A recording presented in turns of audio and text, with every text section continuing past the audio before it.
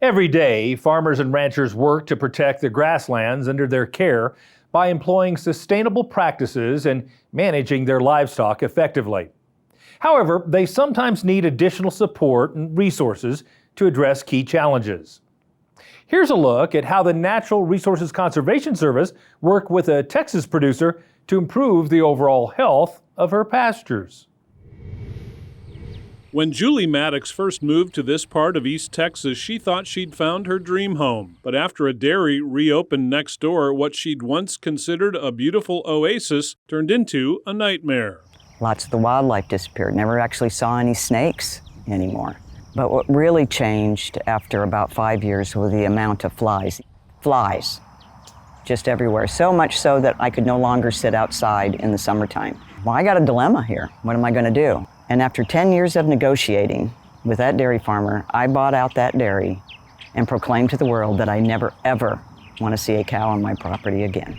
With the dairy and the cows gone, Julie decided to try to restore the native grasses on her land to benefit wildlife. She reached out to Texas Parks and Wildlife to enroll in their Pastures for Upland Birds program.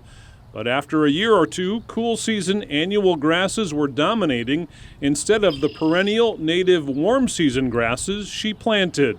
I had Parks and Wildlife on my speed dial, and it's just not going the way it should be going. They finally came out again and said, "Julie, we think you need cows." Well, I don't know anything about cows. I thought about it for a while, and I had talked to some other people. And they said, "You need to contact the NRCS, they can help you." I met her out here at her place and we walked around. She showed me everything. She had never had livestock before and wasn't too keen on that idea. So we talked about some other options that are available, mechanical or chemical and different things, and kind of came back around to the cattle, and she thought that might be the way she would want to do it. John recommended bringing in NRCS grazing specialist Brandon Bing as Julie acquired her first cows. Brandon helped her create a grazing management plan which would allow the warm season grasses and forbs a chance to flourish. She had a lot of unique goals for her property specifically, with this being a tallgrass prairie restoration project, and her goals more wildlife and ecology focused. This landscape was not only a prairie, but with the prairie comes all these species. And one of those tenant species was the bison that would come across, migrate across these areas and disturb them. They were the disturbance regime.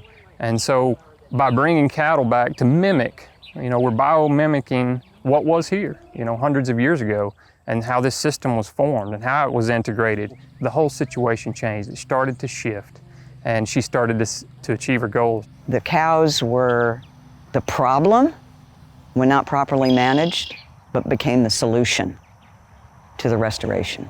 That very first year when we started rotational grazing, we saw areas that had been doing okay became pretty exceptional. We were starting to see grasses and forbs that we had never seen before. These forbs, they provide an incredible forage for the cattle out here. They're utilizing plants that you traditionally don't see cattle utilizing because it's a healthy ecosystem. Her forage quality has spiraled into animal health. Their body condition is superior every time I come out here because of the diversity of the landscape. If we start with a healthy soil and we move to a healthy plant system, the cattle health goes up through the roof. And if our cattle are healthy, then our beef's going to be high quality. I went from never wanting to see another cow on my property again to I really love cows. Julie started out using temporary electric fence and a movable trough to rotate her cattle around the property, but John convinced her to install a more permanent water system. Water is an important factor in a rotational grazing system, how you're going to move the cattle around. Every pasture has to have water. I told her she might consider our Environmental Quality Incentives Program, EQIP, and sign up for possibly some water troughs, pipeline to get water to those troughs from her existing wells.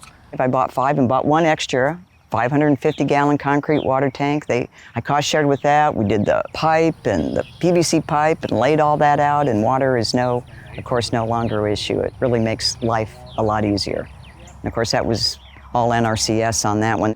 NRCS also helped Julie fence off more areas of her property to help improve her grazing system. We also financially assist with cross fencing to help facilitate that rotational grazing plan that we have in place to be able to get that prescription of grazing out there that we've set in our plan and put it in motion. This helps them speed up their process to achieve their goals. Julie's rotational grazing plan and infrastructure improvements helped restore the tallgrass prairie and made her land more resilient.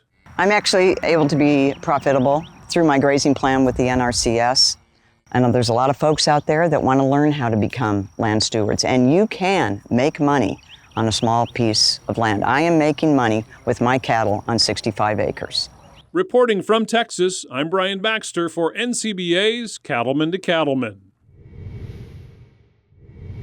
Now, if you have conservation practices you'd like to put in place on your operation, you should start by visiting with your local NRCS office about the technical and financial assistance they may be able to provide.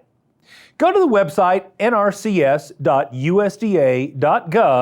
to find an office near you.